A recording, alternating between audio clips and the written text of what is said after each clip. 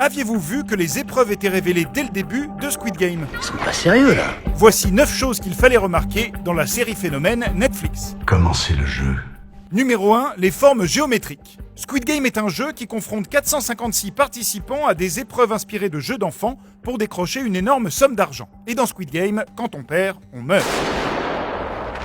Pour encadrer les joueurs et veiller au bon déroulement des épreuves, les organisateurs ont déployé des hommes vêtus de combinaisons roses et de masques marqués de formes géométriques, ronds, triangles et carrés. Pas de placement produit PlayStation ici, mais une répartition des rôles inspirée par les fourmis, et oui.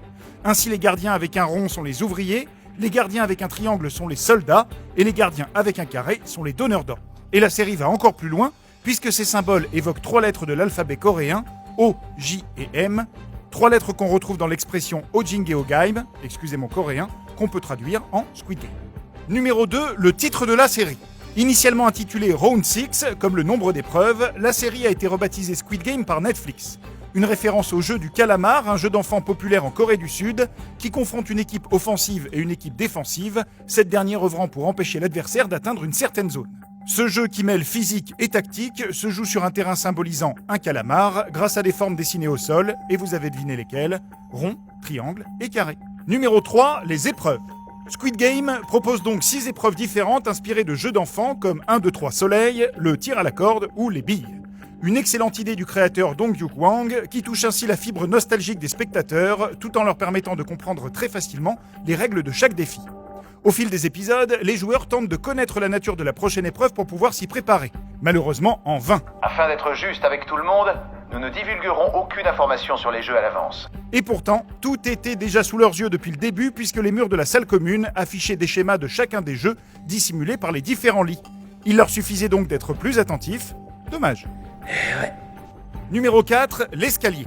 Au-delà de ces épreuves, Squid Game a marqué les spectateurs avec son univers très coloré et notamment ses plans d'escalier sans fin.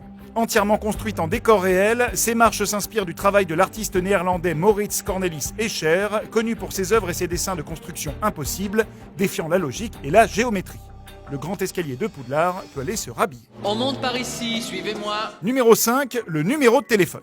Sur la carte de visite donnée par les recruteurs du Squid Game, un numéro de téléphone est indiqué. Jusque-là, rien de surprenant, si ce n'est qu'il s'agissait du vrai numéro d'un particulier. Depuis la diffusion de la série, ce Coréen a vécu un véritable enfer avec plus de 4000 appels et SMS par jour, 24 heures sur 24, alors que les spectateurs appelaient, pensant dénicher un indice sur la série. Maître du jeu à l'appareil.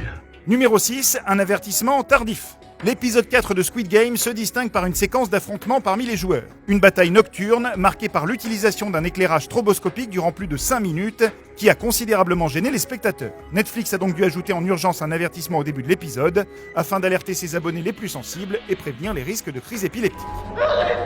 Numéro 7, un futur braqueur de la Casa de Papel. Parmi les candidats au Squid Game, le joueur numéro 218 est digne d'intérêt pour Netflix. En effet, son interprète Park Hae-soo a été choisi pour camper l'un des braqueurs de la version coréenne de la Casa de Papel, et pas n'importe lequel, puisqu'il y reprendra le rôle de Berlin, immortalisé par Pedro Alonso dans la série espagnole originale. Comment on dit Bella Ciao en coréen déjà ? Laisse tomber, ok ? Numéro 8, les carrés bleus et rouges. Dans le premier épisode, le personnage principal, Seong, est recruté par un mystérieux personnage dans le métro. Celui-ci lui propose de jouer à une partie de Dakji, un jeu coréen consistant à retourner le carré de son adversaire en jetant avec puissance le sien. Avant de débuter le jeu, le personnage doit tout d'abord choisir sa couleur, rouge ou bleu. Un choix en apparence anodin, mais qui a probablement eu une importance capitale sur le déroulement de la série. En effet, selon une théorie de fans, cette partie de Dakji aurait tout simplement pour fonction de trier les participants du jeu et les gardiens. En choisissant la couleur rouge, on deviendrait ainsi un gardien à l'uniforme rose. En choisissant la couleur bleue, on deviendrait un candidat à l'uniforme vert-bleu. Intéressant, non ? Je valide cette théorie. Au passage, sachez que pour ces uniformes, le créateur s'est inspiré des uniformes des écoliers coréens de sa propre jeunesse. Il a raison! Numéro 9, le chiffre 456. Enfin, dans Squid Game, chaque joueur est identifié par un numéro. Seong, le héros, affiche ainsi le 456. Un matricule qu'on retrouve dans la somme qu'il remporte à la course hippique, 456만 원입니다. dans la somme mise en jeu dans le Squid Game, Le montant total sera de 45,6 milliards de won. et dans le code de carte bancaire utilisé dans l'épisode final 456. Mais ça, bien sûr, vous l'aviez remarqué, non ? On arrête là.